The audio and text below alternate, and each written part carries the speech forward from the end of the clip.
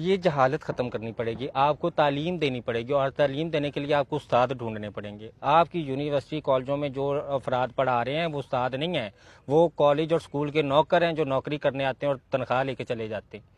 آپ کو استاد کی ایک نسل پیدا کرنی پڑے گی۔ میں آپ کو بتاتی ہوں، ایک بادشاہ کا میں آپ کو واقعہ سناتی ہوں۔ بادشاہ تھا، اس خلیفہ، اس کا مجھے نام بھول گیا، اس نے اپنا بیٹا جو ہے وہ استاد کے پاس پڑھنے بھیجا، بہت دور کے بھی یہ بادشاہ اس نے بننا ہے تو اس کو سکھاؤ، تو استاد نے جاتے رکھ کے اس کے منہ پہ تھپڑ مارا۔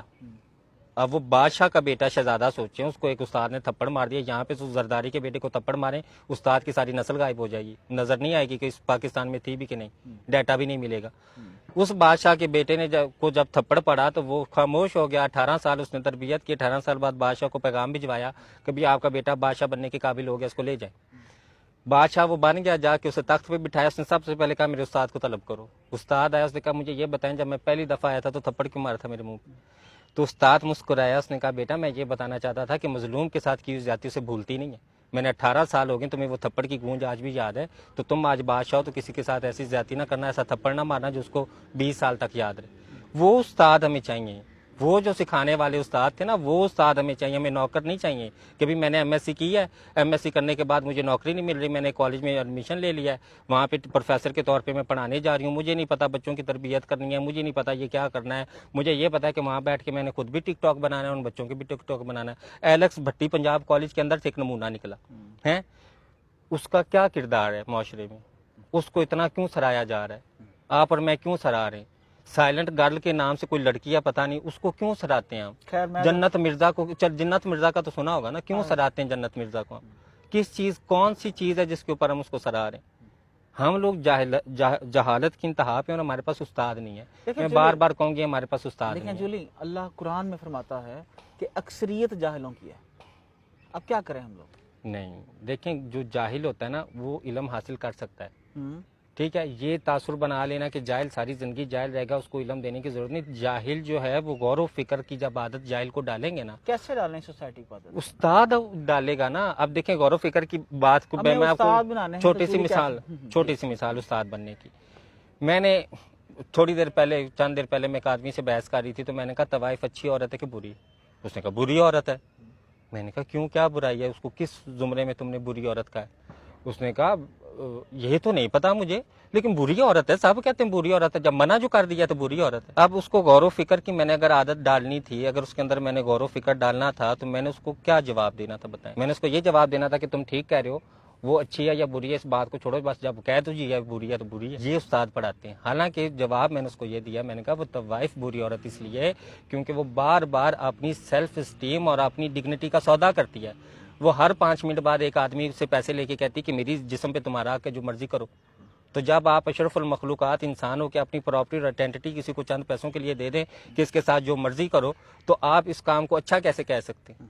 اب اس نے سوچنا شروع کیا، اس نے کہا نہیں یار، طوائف ہونا تو واقعی بڑی غلط بات ہے۔ تو آپ نے غور و فکر کی بات، علم حاصل کرنا، دیکھیں علم جو ہے نا وہ حضور پاک نے کہا تھا صلی اللہ علیہ وسلم نے کہ علم حاصل کرو چاہے تمہیں چین جانا پڑے، علم قبر سے، ماں کی گود سے قبر تک علم حاصل کرو۔ ہمارے ہاں علم کوئی حاصل نہیں کرتا، ہماری یونیورسٹیوں سے نکلے ہوئے لوگ علم حاصل نہیں کرتے۔ میں نے کتنے استادوں سے یہ بات پوچھنے کی کوشش کی، میں نے استاد ایک سے پوچھا، میں نے کہا گناہ اور برائی میں کیا فرق ہے؟ اس نے میرا منہ دیکھے گا تم پاگل ہو، گناہ اور یہ کون سے سوال پوچھ رہے ہو؟